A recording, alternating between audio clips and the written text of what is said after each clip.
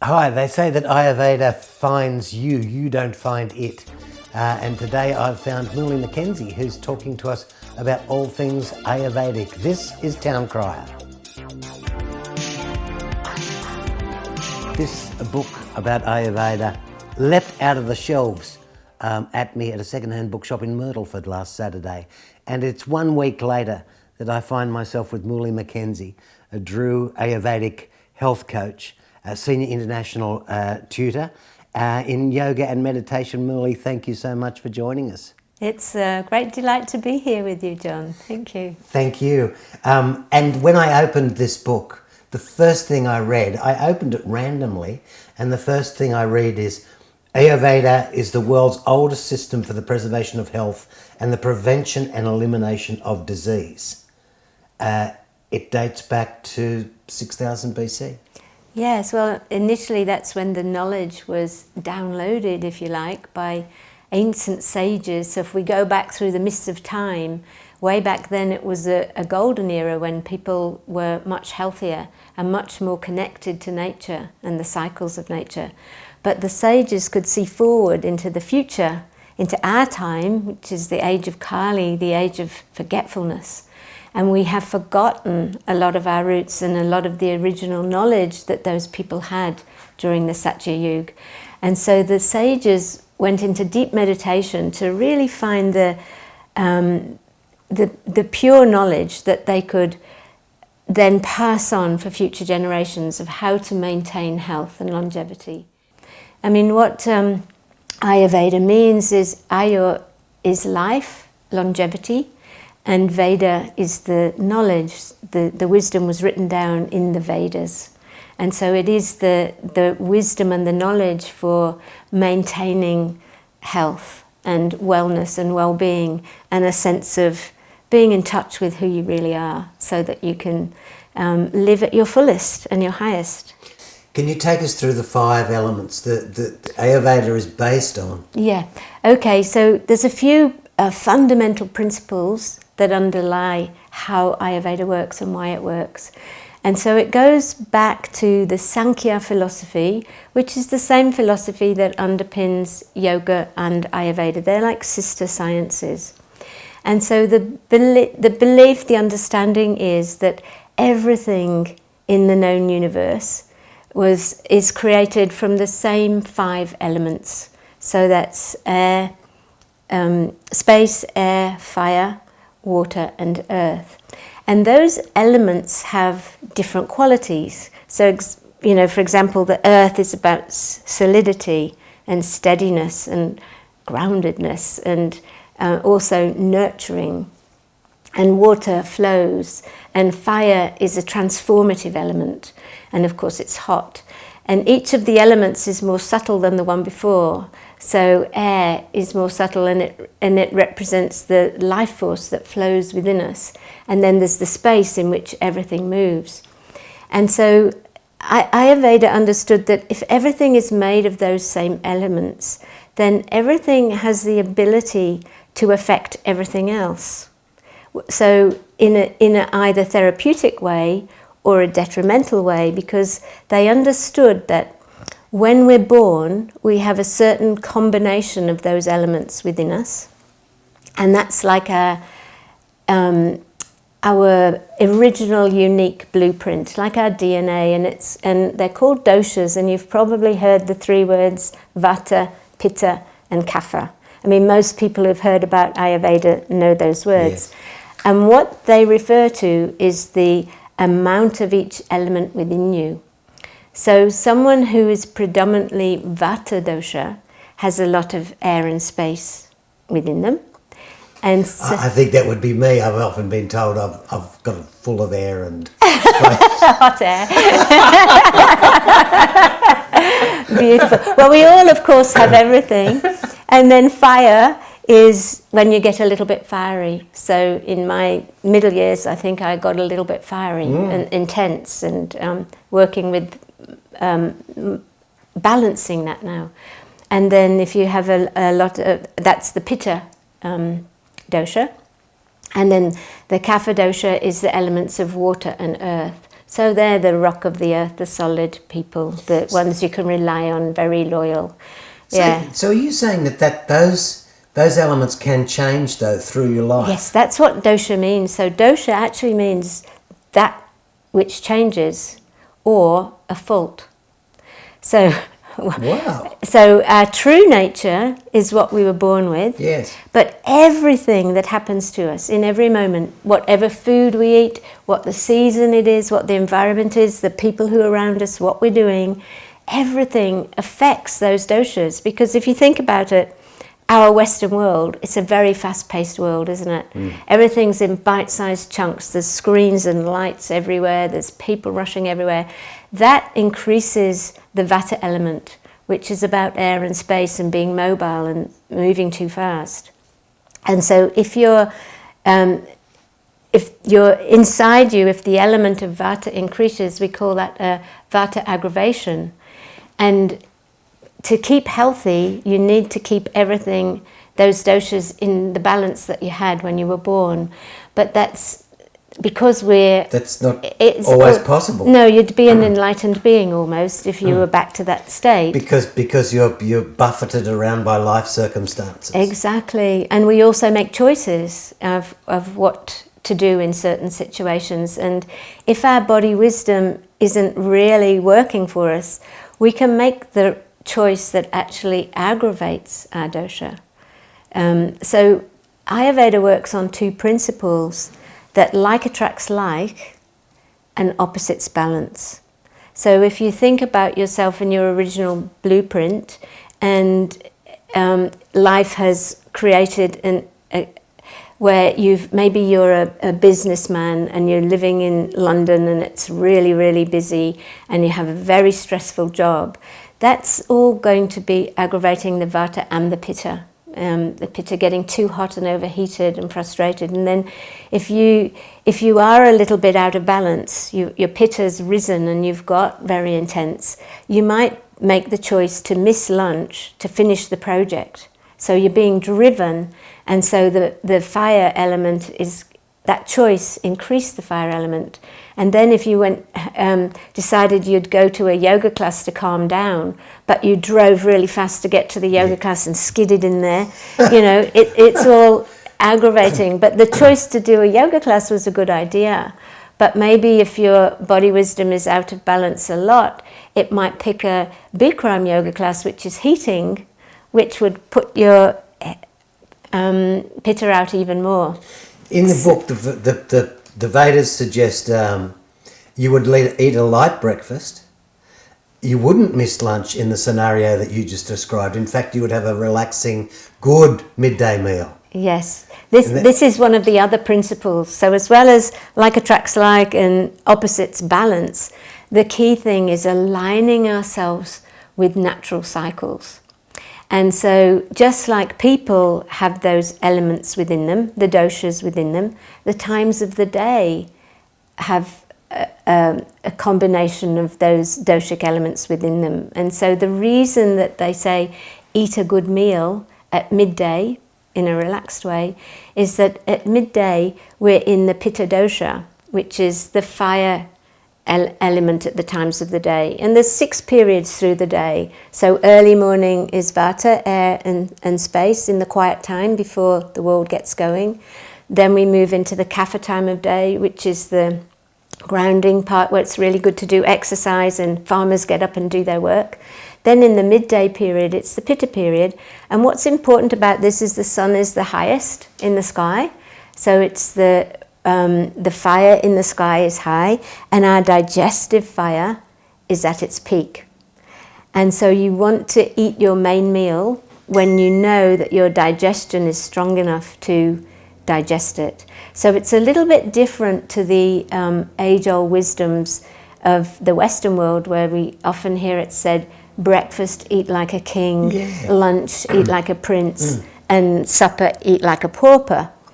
Just the first 2 are round the other way with Ayurveda, because we want to eat that main meal when our digestive fire is strongest. And there is a reason, but I can see you've got a question, so you go first. No, sorry. No, you go on. All I wanted to jump in there was ask, because when people say I'm not a morning person, I hit my peak at 4 o'clock in the afternoon or whatever. So what's going on with them? So what's going on with them could be many things, but the 4 o'clock in the afternoon peak is in the Vata time, which is the air and the space. And so if you're a creative person, that's when your creativity is highest. And so it could simply be that.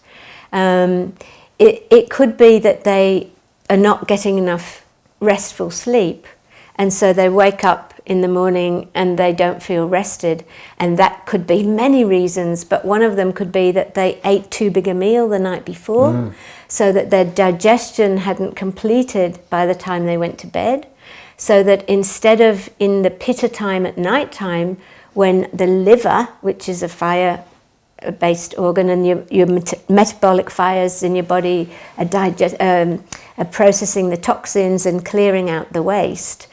If the food was eaten too late, they're still digesting, so you don't get the waste clearance cycle. So when you wake up in the morning, the body hasn't had time to repair and process everything and get the waste ready to be eliminated. So you still feel sluggish. So it's all connected. You can see how everything affects our health and well-being at every point. Yes, prior to going on to camera, you were talking we were talking about the importance of digestion. Yes, yeah. And you mentioned this. You had this analogy for fires, like ashes in your tummy. Can you? Yes, I'll certainly share that. So in Ayurveda, we say that it's not about what you eat that makes you who you are, but what you digest. And so the really important thing is that your digestive fire is healthy and strong and can burn up all the food that you take in and extract the nutrients. Fire is the transformative element within the body. So all the metabolic processes, the digestion, that's monitored by your digestive fire, which is called Dattara Agni. But there's 40 fires in the body for every metabolic process. And so if your main fire, the digestive fire, is working well, it's really potentially likely that the other fires are working well. And it's just like if you think about an ordinary fire, I like to think about a wood-burning stove and how when you put the right fuel on to get the fire going. So my dad taught me how to roll bits of paper up and make nuggets and then put the kindling on and then put the middle-sized logs and then the bigger logs and then you light the fire. The preparation is good. The fuel that you've put on is good. You open up the air so that the fire can catch and burn. And then when it's burning, you stop the air down and you put the right kind of wood on. So if you put damp wood on and it's too big, it's going to dampen the fire. And that's the same with our digestion. If you put too big a meal in that's too rich and heavy when your fire's not going well, say early morning when you've only just woken up, then what'll happen is you'll eat all that food, but the digestive fire won't be able to digest it all. So instead of the normal digestive process happening when all the nutrients are separated out, pass into the bloodstream, flow around to nourish all the tissues in your body and the organs, and the waste is put into the lymph system ready to be, or into the colon ready to be disposed of, it doesn't digest properly. So it's not food anymore, but it's not nutrients, and it's like a toxic waste, and it's like in a wood-burning stove, if the fire wasn't turned up enough or the wood was too damp, the wood doesn't burn properly and it leaves like black logs, clinker we used to call it. And you have to actually clear that out before you can light another fire. But if you keep your fuel right and your air intake right, everything that you put in will burn away to a fine ash, and you just rake it through and there's no waste.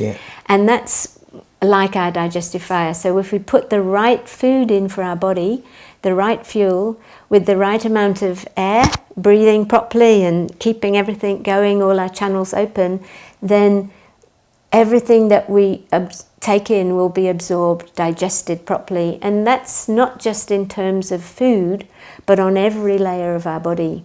So the physical layer, yes, it's the food that comes in, but we also bring in life force, prana, as we breathe in oxygen. When we are in a situation, we meet people and we can get emotions thrown at us or beautifully given to us. We have to absorb those too. All the information has to be absorbed and digested. Our thoughts, our beliefs, everything has to be digested. And any traumatic experience that we haven't properly digested and let go of, dealt with becomes mental ama or emotional ama. Ayurveda calls that. Sorry, yeah, ama. A-M-A. That's the waste, and the fire is Agni, and so Agni and ama, they need to be kept in balance. If our digestive fire is good and strong, then we won't be creating ama on any level. And you know, that's another thing about Ayurveda. It's not just about the physical body, it's about the 5 layers of our body, which I'll just clarify is our physical body, our energetic body, our emotional body. People like Eckhart Tolle call that the pain body, our intellectual body, and then our deep inside, and under Maya Kosha, the bliss layer, what some people call the spirit or the soul, or and it works on all 5 layers and is aware of the balances and imbalances in all 5 layers. So just to come back to the doshas, if you're a Vata person, which is a lot of air and space, and you're getting a bit out of balance, it could be that instead of the positivity of creativity and adaptability, that you become forgetful, and so you might miss a meal. Yes. And what happens if you don't put fuel on the fire and it burns right down, and then you put fuel on, but you can't, even if you put new fuel and new air, you can't restoke it unless you start back with the kindling again. Yeah. And so Vata digestion can be very variable. Sometimes it's great, but if you miss too many meals, then it can be irregular. And so you can end up with undigested food. And the Pitta fire, it's the same, they push through. And so they can get burnout, where everything burns up so fast that you can't keep it fueled. And those kind of people can be prone to, what we call burnout on a physical, mental, emotional level. And the Kapha people, they love their food.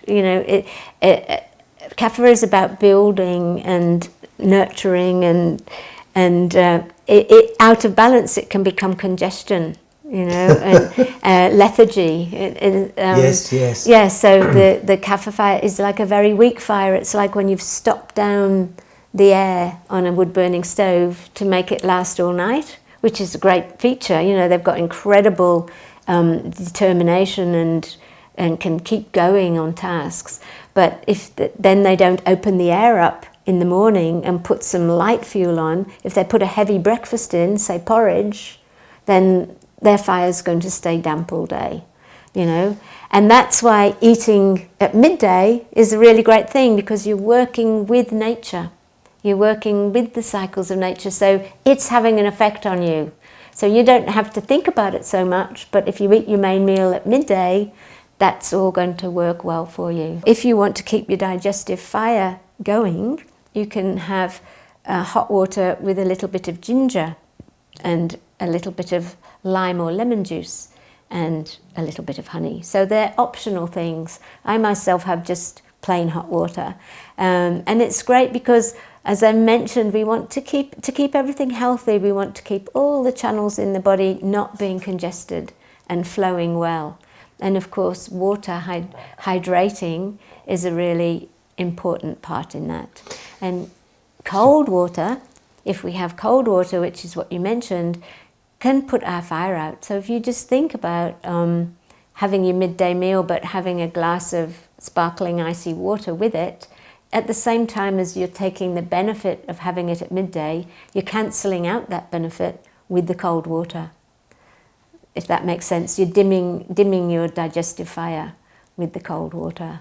Isn't it interesting, because it goes against, it's the opposite of saying, oh, hey, keep cool it. And so in those terms, we think of that as I think of that as cold water is something that's soothing and good for you. Not that hot water isn't, but hot water is more related to a cup of tea or something like that. Yes, well, we get funny looks when we ask for hot water when we go into a restaurant instead of cold water. But room temperature water is good. It doesn't have to be too hot, but just warm. But again, if your pitta was out of balance, if your fire element was out of balance, then having cooling food and cooling drinks is good, but not necessarily iced water, because it's a shock to the system. And your digestion has to work overtime to compete with it. So they talk about cool as a cucumber. Cucumber's a great thing to cool you down. Watermelon, those kind of things that can calm you without too much of a shock to the system. Yeah. You know, you mentioned the word burnout earlier, and I think at this time of year, we're filming post-COVID or still in a COVID sort of situation, but also December is always a very, very busy time for Australians generally, and you meet people down the street and how are you going? Oh, I'm so burnt out, I can't believe it. What can Ayurveda do to help to assist that? Okay, so there is 5 pathways that Ayurveda looks at to help bring people back into balance. It's like every little thing you can do that nudges yourself back into balance is really good. And so if you're really tired and exhausted and feel burned out, it could be either that you're stressed or that your adrenals have been overactive or that you've just done too much physical activity. We really recommend the yogic practices, which includes relaxation. So making time in your day to put in some still points. And relaxation is a really wonderful way to do that. But it could just be sitting with a cup of tea and really coming into the present moment and feeling the cup and drinking that cup of tea and allowing yourself a little still point in the day, which refreshes us and recharges us. And then we can go off into our day. So can I just comment on that? That in this book, talking about Ayurveda, the author mentioned that importance of, I think he called it spaces in between all the action. Yes. So that it's a time of you take yourself away, and and your cup of tea analogy fits right in there. So you just alienate yourself for a minute so that you can just reset. And even if that's just a couple of minutes of mindfulness and the importance of quiet. Yes. So another really key thing in Ayurveda is spending some time in nature, because nature is a really great healer. And I talked about mental ama, the congestion that can happen in the mind, and with our body, mind and spirit are so connected that when we feel stressed or overwhelmed or burned out, time in nature can be very rejuvenating. And so as much time as we can spend, take your bare feet onto the earth, that will allow the energies of the earth to ground us, to keep us steady, because a lot of the pace in December really hots up, doesn't it? And so just these quiet moments in space, but nature, just taking a 10-minute walk will make a difference. I myself like to get out and walk up either Mount Taylor or Mount Arawang for my quiet time. And even this morning before coming here, I knew that would set my day well. And have favourite little places that I go to that as soon as you get there, you can just drop into the stillness. But even in a busy urban area, you can find points of stillness, and that's exactly what you were saying. It can be as beautiful as a few minutes in a park. Just look at the trees, let your senses absorb nature, and you'll find yourself feeling rebalanced, feeling a little bit centered, and then it's recharging, it's regenerating, it brings the balance back. There's no Ayurveda. I know diet is one of the pillars Yes. of Ayurvedic thinking and principles. But there's no such thing as the Ayurvedic diet, is there? Because it's a different thing for all the different... That's exactly right. So, as we mentioned before, everything is made up of the elements and therefore has qualities. And so if you're, the diet needs to be unique for you, balanced for you. So there's some things that are generally healthy, like having hot water, but what we add into it can be different for different people. And so you can add the honey, a small raw honey, teaspoon of raw honey, not into hot water or it changes the honey's qualities. Or you can put the ginger in if you want to increase your fire. And it's the same with all food. So knowing what is aggravated at the moment, that's called your Vrikriti. The Prakriti is what you're born with, that blueprint. But what we are out of balance at the moment, knowing what's most out of balance, then you can eat the food that's right for you. So if you're really depleted and exhausted, that's an indication that your Vata is out of balance, that you're no longer grounded and centered, that you've been rushing around too much, that you might be stressed. And you need to calm down and nourish yourself.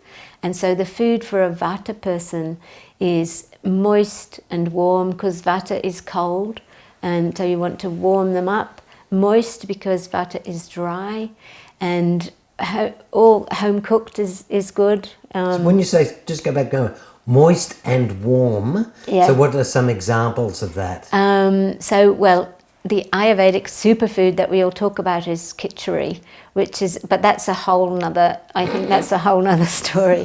But just home cooked food like mashed potato, things that aren't dry, so not potato chips because they're oily, but mashed potato with milk and butter would be very nurturing and creamy. And soups and stews and porridge in the morning, that's for a Vata person. If you're burned out, and that's because you've got too hot and irritated, then you need to have cooling foods. So fruits, which are sweet and nurturing, but cooling at the same time. Pineapple, watermelon. Pineapple, not so good because it's a bit acidic and Yes, sour. right. So each dosha responds to certain tastes, because the tastes are also made up of the elements. And so if your Vata is out of balance, you want to focus on sweet, salty and savoury, sweet, salty and sour. But salty and sour are not great for the Pitta fiery type, because that increases their fire. And so for them, sweet, astringent, which is drying, and bitter. So bitter greens and lots of vegetables, and carbohydrates are quite good for balancing Pitta, but the sweet ones. What about your Kapha people? They're Kapha rocking along people? towards Christmas, Yes. and they're food lovers, and They what are. should they be conscious of at the moment? Well, they're probably really tempted by all the yummy Christmas treats. And it's interesting because they're the ones that can afford to miss a meal, but they never do because they're rock solid, and they know that when it's mealtime you eat, and they love their food. And so for them, it's the kind of food that's going to help, like bitter greens, anything bitter, really good to help the food, fibrous food, to flow through, to get digested, to help their sluggish digestion. Astringent food, to dry them out. So like of the vegetables, asparagus is, so you don't want to have heavy, rich French cooking with cream and lots of oils, because that would aggravate the kapha. You mentioned, a friend and I were talking the other day, and we talked about having a craving for asparagus. Asparagus was mentioned. Rice was another one that sometimes they just go, just hammer some rice. Or steamed asparagus. Yeah. Brussels sprouts was another one as mentioned. So are these little triggers that we're being told you need these because? Yes. Now that's a really interesting question, because if you are fairly healthy and your body is working well and you're in balance with nature and with yourself, your body wisdom will be really working in your favor. So yes, it's like on a hot day you want to cool down. That's one of the okay times to have an ice cream if you're pitta, okay? But if a kapha, say, on a cold wintry day felt like they wanted some ice cream, had a craving for ice cream, it would be the opposite of what was good for them in that moment, because it's cold and it's wet and it's damp and they need to lighten up and have warm, dry things. And that can be because of those two principles I mentioned before. Like attracts like. So the kapha person wanting the ice cream on a cold day, even if they are sitting by the fire, is like attracting like, and it's going to aggravate the kapha dosha even more. But if it's on a warm day, then it's okay, and especially for a pitta person. So people's cravings can be, like the asparagus could be really high nature, keeping you in tune. But if you're out of balance, it can be doing the opposite. And so it's tricky to know where you are in the picture. But there's, because there's 6 stages of dis-ease. From the very first time that you get a little bit of awareness that your digestion isn't great, and so you might have wind or bloating if vata was getting aggravated, or you might have a little bit of indigestion or heartburn if pitta, the heat is getting too much, or for kapha it might be congested, constipation. Constipation could also be a sign that your vata's out because you're too dry. So once you get the first signs that something's not right, your body wisdom will probably pull you in the right direction. Okay, so you'd know that, yes, that's my inner wisdom and I can listen to that. But if you have gone too far and you actually have got a dis-ease in your body that you're very aware of that's manifesting, sometimes it can be giving you the wrong message. The craving can go the other way. Yep. So in the pillars we've got diet, Yeah. yoga and meditation. Yoga, meditation, breath work, relaxation, all really powerful ways of bringing you to that point of stillness where you can tune into yourself, because it's often about awareness. You know, being aware of what our body needs is important, and those yogic practices can help you to find that awareness, to find those points of stillness. Lifestyle, really important. So just what we do at what time of the day, you know, so eating at midday we've talked about, getting up before, that in Ayurveda they recommend getting up before the sun rises, because there's a very powerful energy at the beginning of the day, and if you wake up in time to receive that, you're full of energy for the potential of the day. If you sleep in and that takes you into the kapha time of the day, when you do wake up, you can feel really sluggish because kapha energy is heavy and dull. And so you can feel that when you wake up. So we're looking for that period just before the sun rises? That's the ideal, and of course it's difficult when the sun's rising at 5:30 in the morning at the moment. See, in when Ayurveda was first downloaded and discovered, it was in tropical southern India, and the periods, the sun sets at 6 o'clock every day and rises at 6 o'clock every morning, and there aren't seasons because it's on the equator. But we don't have that in the West, so we have a huge variance of when the sun rises and when the sun sets.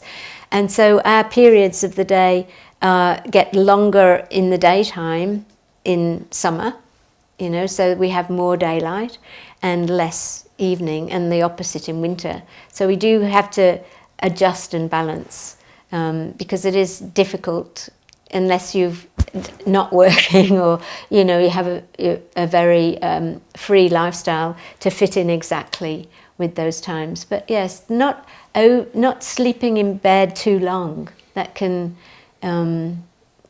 you know, that can not be a great start to the day.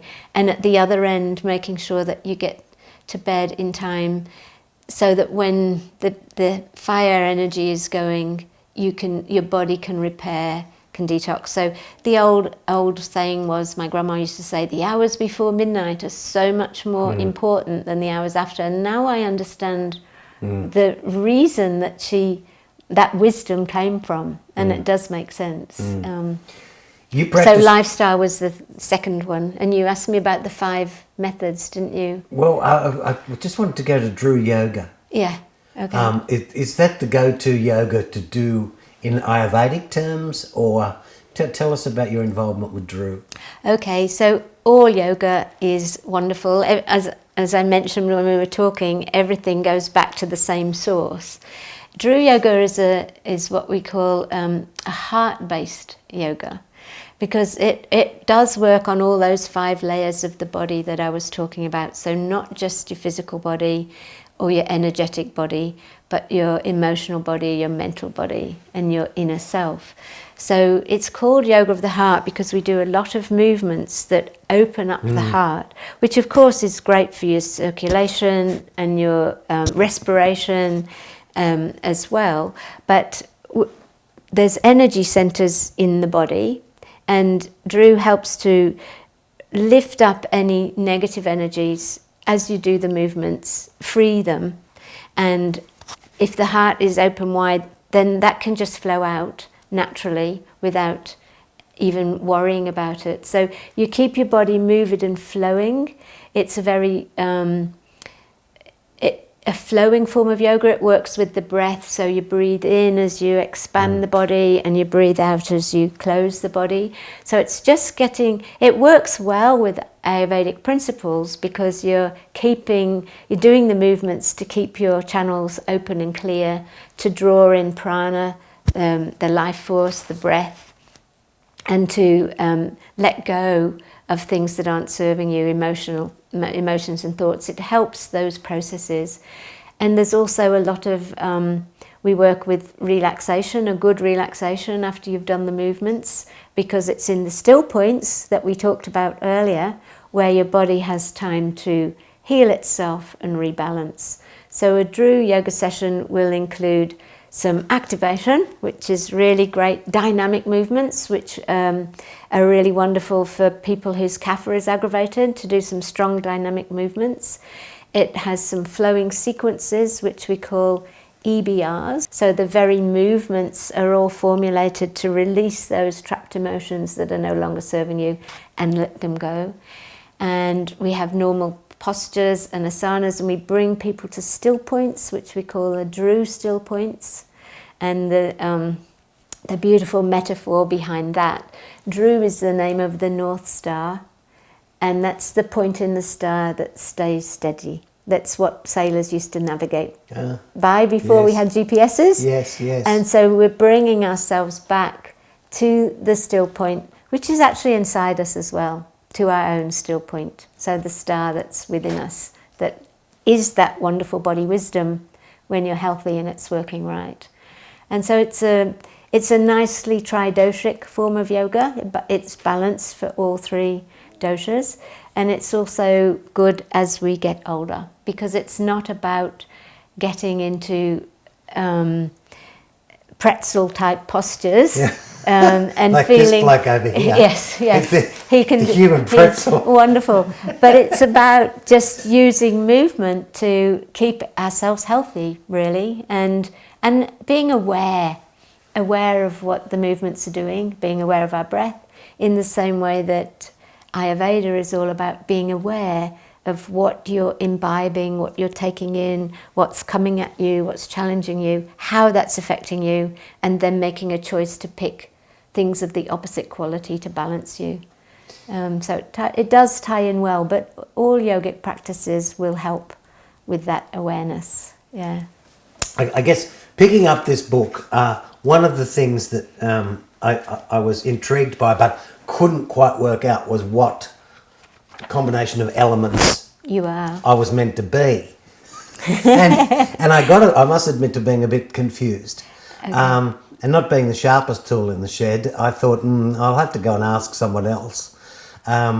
Is there a recommended, if we wanted to study further, is there a recommended website or a recommended book or your own writings and teachings? Have you read books, written books about Ayurvedic? Articles and things. There is a wealth of information out there.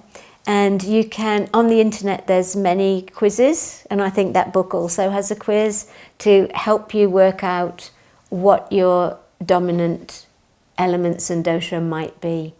But the best way to find out what your original nature is, what you were born with, is to go to an Ayurvedic practitioner and they can feel that in your pulses. But what's perhaps more important than what you were born with is what's out of balance now.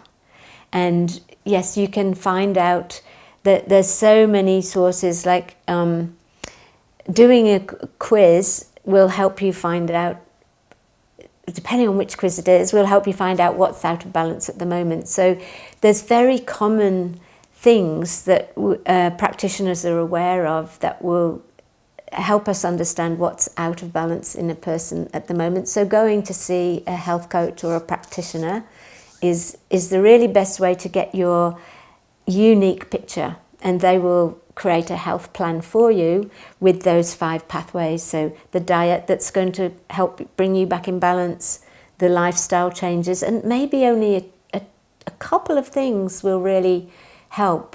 So one of the things would be, they would ask you, what do you love to eat? What do you eat a lot of? And what's your favourite thing to do in the day? And even knowing what those 2 things are, we'll get some insights into where to help you start rebalancing. So Drew Yoga does have a website, and we also have a Facebook page and Insta posts. But there is so many of those quizzes on the website for all people that sell the Ayurvedic herbs. So Banyan Botanicals actually has a wonderful website with lots of practical information and daily information. But there's courses, of course, that you can do, and Drew does run courses. We have some running next year, and you can go to the website to find out when those are on. But I think if you want a personal plan, if you'd like to just look at what couple of changes can I make to set me on that path back to balance, then seeing a health coach or a practitioner is a great idea. So if you have gone a little bit down the path of, let's say you said you've got a few extra kilos, not too many I might say, but just you have to come back slowly down the path that you went to get them to come back to balance. So yeah, it's different to allopathic medicine, which goes in with a big bang to cure the symptoms. It's baby steps, gently back in the cycles of nature, unique for you, that nudge you back into balance. And then you can stay in balance. Mouli, we were talking about breath earlier, and one of the things I've been finding is that when I drive to work in the morning, there's a particular point now of the journey, because I am thinking about what has to happen during the day, and I do get a little bit anxious about that. But I've found that I'm naturally now breathing down into my gut. When I come to a certain part of that journey near the roundabout at Barranduda actually. And what it does is even, 10 or 15 long deep breaths down into my gut and long deep breaths out really does sort of set me up. And it has this effect of just saying, no, that's okay. We can do that. What we can do is this, da-di-da-di-da, and it sort of sets you up for the day. Would you like to comment on that? Yes, it's a marvellous practice. Slowing the breath down is wonderful for when we increase the out breath, it switches on the parasympathetic nervous system, which is the opposite of the fear and flight. So it's very calming and resting and balancing. And relaxation, it brings the relaxation response. And so in slowing the breath down, that's one major thing you're doing. And when you're breathing into the abdomen, you're taking your awareness right down into your base, which is very grounding and settling. So the opposite of feeling nervous. When we're nervous, we breathe just up here. And so taking your breath down into those lower energy centers and balancing the lower energy centers, which the base center is responsible for us feeling secure in the world and steady. And so you're taking the breath into there and calming yourself. It's the most perfect practice. The wonderful thing about the breath is how quickly we can change our mood by just changing our breath. And you mentioned the kids at school. I knew when my son came home kicking his feet up the drive, slumped over, that he hadn't had a very good day. So just getting him to put his school bag down and stand up and take a big breath and lift up his sternum and open his heart. And in a few breaths, he'd be calm and open and happy again. So it changes everything, from our physical body posture to our emotional releases to our thought patterns, and just the breath is an amazing tool for being able to calm. As you mentioned, that fast time at Christmas time, and people are exhausted and tired, just taking that still time and doing a few deep breaths, and wonderful to do it into the abdomen. A lot of people don't know how to do that, but yes, it's a fantastic practice. And in fact, it's one of the big pathways of Ayurveda, working with the right breath for the right person at the right time. There's so many different breaths that we can do, but what your practice is perfect for calming and balancing that slight nervousness about what's ahead. Well, that's good to know. So I've got good breathing practice. And I've got my morning sorted out with my warm water and honey and ginger. Awaking before if you can. sunrise. That's something I'm getting closer to as I get older, I find. Yes. When I was a young man, that would never work, but unless I really had to go to work in the dark, but I'm finding as I get older, I'm gravitating toward that time of day anyway. That's awesome. And going to bed a bit earlier at night time, and so coming naturally into alignment with the natural cycles as your body wisdom is inviting you to. That midday meal, I've got to sort out what that consists of. It wouldn't be a big beefy thing. No, well, we don't need a lot of meat, but everyone's diet is different, but a warm, nourishing meal, your main meal of the day, whatever that is. And I think so many people have just had the experience of making that one change in their life, and lots of things come back into balance. And I remember being embarrassed by my mother because she always fed us the main meal in the middle of the day, and all my friends, who I thought were so sophisticated, had their main meal in the evening. And I was saying, Mum, why can't we do that? Why do we always have to have this lunch at dinner? Can't we have dinner in the evening? And she would say it's so much healthier for us, and she would stick to her guns. And only now, apologies to Mum, do I realise how wise she was. Does that relate back to the times when people worked more those days, the daylight hours, and then... You've nailed it. You've hit it on the head, because in our Western lifestyle, I think the invention of electricity has been perhaps one of the biggest causes of dis-ease in our modern world, because we no longer, people used to get up at daylight, do the hard work, come back and have a big meal, then lighter tasks and wind down and get to bed early, and so it went on. But we don't have to do that. We can talk to people in UK when it's our middle of the night and it's their morning. We're not restricted by the the daily cycles anymore, and it's not really good for us. You know, we stay up at night time watching screens, and that blue light affects us, and then we can't get to sleep because the melatonin production's been hindered by the blue light, and our cycles are messed up. And so, you know how I mentioned time in nature is really important. A great rebalancer we can do, and this is why people love camping so much, is just to go away for the weekend and not use electric light. And within the weekend, you can reset your circadian rhythm to the cycle of nature and be ready to wake up early and go to bed early. Yeah, so... There you go. Camping, Jono. Hey, Mouli, it's been great speaking with you today. And in the tradition of Town Crier, Johnny, our director-producer, has produced this beautiful, from the Ras Bihari bookshop, a lovely book gift for you today. And we hope you cherish that and read it at your pleasure. I most certainly will, and it's been fun talking with you and sharing a few Ayurveda tips and hints. It has been fun. Thank you so much. Thank you. What has John given us? Is it from the Bihari bookshop? Oh, John, just what I need.